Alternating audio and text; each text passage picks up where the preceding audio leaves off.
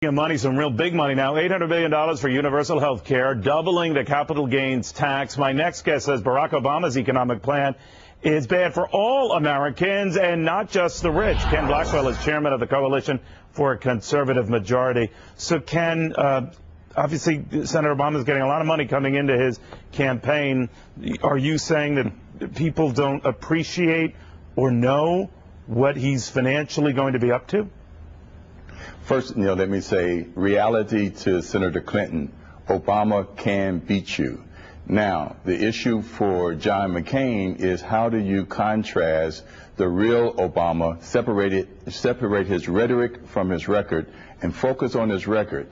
Here is a guy that's every bit as liberal as George McGovern, Mike Dukakis, and Walter Mondale. I mean, he is one of the first candidates in a long time since Mondale to say, I'm going to raise your taxes. He is for doubling the capital gains tax, increasing Social Security, and he has laid out a spending program, particularly in health care, that is a big government program. Yeah, but he's done that. I can see your point, Ken. He's done that, so is Hillary Clinton. Yeah. So why isn't he catching nearly the flack she is?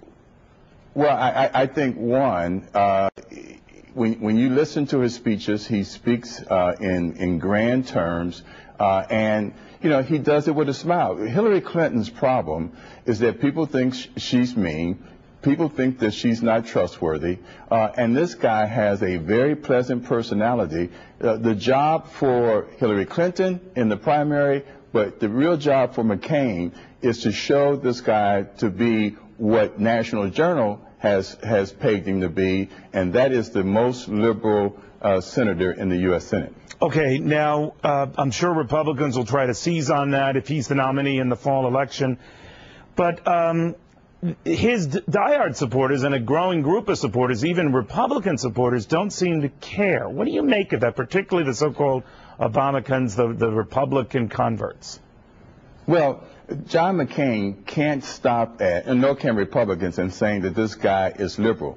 We must make the case. Conservatives must make the case. Republicans must make the case that having a liberal big government president is bad for the economy, bad for the protection of our borders, the prosecution and the war.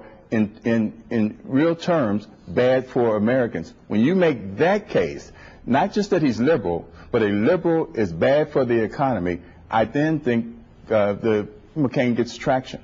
All right, but keep in mind, a lot of liberals won the majority in the House and the Senate in the last midterm election, right? Well, that's because there wasn't a contrast. In 2006, Republicans campaigned like Ronald Reagan and then governed like George McGovern. Well, you're actually right about that. Ken Blackwell, thank you very much.